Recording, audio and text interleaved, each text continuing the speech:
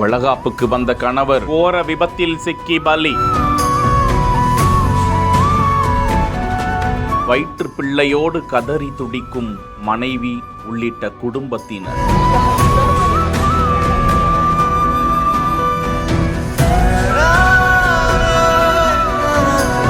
திருநெல்வேலி மானூர் பகுதியை சேர்ந்தவர் சந்தனமாரி. தூத்துக்குடி எட்டயபுரம் தெற்கு முத்துலாபுரத்தை சேர்ந்த மகாலட்சுமியை மணந்து அவர் கர்ப்பிணியாக இருக்கும் நிலையில் மகாலட்சுமிக்கு சில தினங்களுக்கு முன்புதான் வளைகாப்பு நடந்தது. இதற்காக சந்தனமாரி தனது மனைவியின் ஊருக்கு வந்து விசேஷத்தில் கலந்து கொண்டு மீண்டும் தனது ஊருக்கு திரும்பினார். தூத்துக்குடி மதுரை நெடுஞ்சாலையில் மூக்கொட்டூர் விலக்கில் தனது பைக்கில் சாலையை கடக்க முயன்ற போது திருச்செந்தூரில் இருந்து புதுக்கோட்டை நோக்கி வேகமாக சென்று கொண்டிருந்த கார் மோதி சந்தனமாரி பரிதாபமாக உயிரிழந்தார். எட்டயபுரம் காவல்துறையினர் விரைந்து வந்து உடலை கைப்பற்றி எட்டயபுரம் அரசு மருத்துவமனைக்கு அனுப்பி வைத்து விபத்து குறித்து விசாரித்துக் கொண்டிருந்த நிலையில் சந்தனமாரியின் உறவினர்கள் மற்றும் அப்பகுதி மக்கள் தூத்துக்குடி மதுரை தேசிய நெடுஞ்சாலையில் விபத்து நடந்த அந்த பகுதியில் மேம்பாலம் அமைக்க வேண்டும், வேக தடுப்புகள் அமைக்க வேண்டும் என வலியுறுத்தி போராட்டத்தில் ஈடுபட்டனர். விளாத்திக்குளம் டிஎஸ்பி பொறுப்பு ஜெகநாதன் சம்பவ இடத்திற்கு விரைந்து வந்து மறியல் போராட்டத்தில் ஈடுபட்ட மக்களுடன் பேச்சுவார்த்தை நடத்தி கலையை செய்தார். இதனால் அப்பகுதியில் 40 நிமிடங்களுக்கு மேலாக போக்குவரத்து பாதிக்கப்பட்டது. விபத்தை ஏற்படுத்திய கார் ஓட்டுநர் புதுக்கோட்டை மாவட்டம் திருமயத்தை சேர்ந்த சிவகுமாரிடம் விசாரணை நடந்து வருகிறது.